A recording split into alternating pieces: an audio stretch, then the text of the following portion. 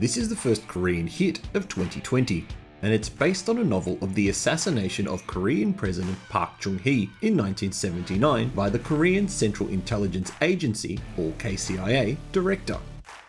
This movie details the 40 days prior to the assassination and is based on true events. Hi, I'm the Artie Dance from Asian Film Fans, and welcome to this review of the Korean political thriller The Man Standing Next. And as with all Korean movie reviews, I'm going to try my best with the name pronunciations, but I make no promises.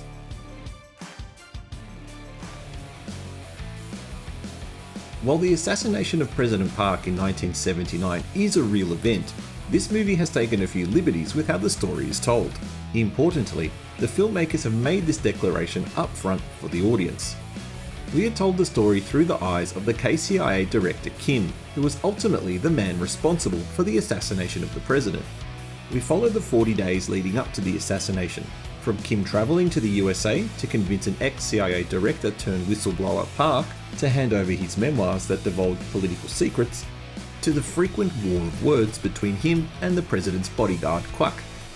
With Korea slowly being consumed by democratic protests in Busan and Masan, the president orders martial law in contradiction to Director Kim's advice. This leads to the path of the assassination in an attempt to restore democracy back to South Korea.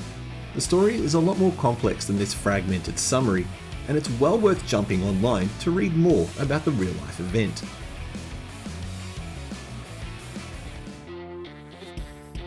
Political thrillers, especially ones based on real events, can be an acquired taste in films, as you need to consider there are a lot of players involved. This movie tries its best to simplify the event, but I found as a non-Korean speaker, it's difficult to follow when so many characters share very similar names. Having said that, this is a very well crafted movie, and is the first standout hit in Asian cinema for 2020.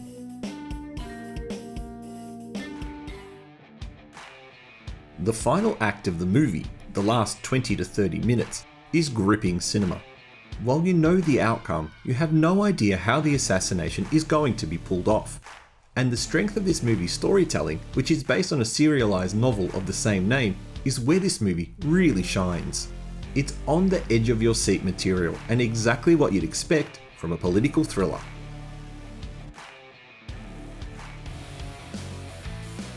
There are a few ambiguous elements of the film that doesn't seem to make too much sense for those not familiar with the event or real-life story. The first is the motive behind the killing of the former CIA director Park in Paris. While my assumption is that Director Kim wanted to claim the kill before Kwak, the actual motivation for killing him wasn't really clarified. The damage of his memoirs had already been done. It didn't seem like he was going to talk anymore, so why kill him?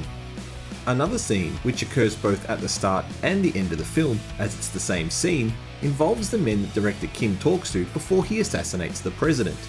Maybe I wasn't paying enough attention, but who are these two men he speaks to? Otherwise, I'm really stretching to find negatives with this film. There really isn't many.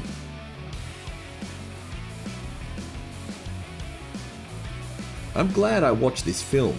I'm also relieved to finally be able to identify a top Asian film for 2020.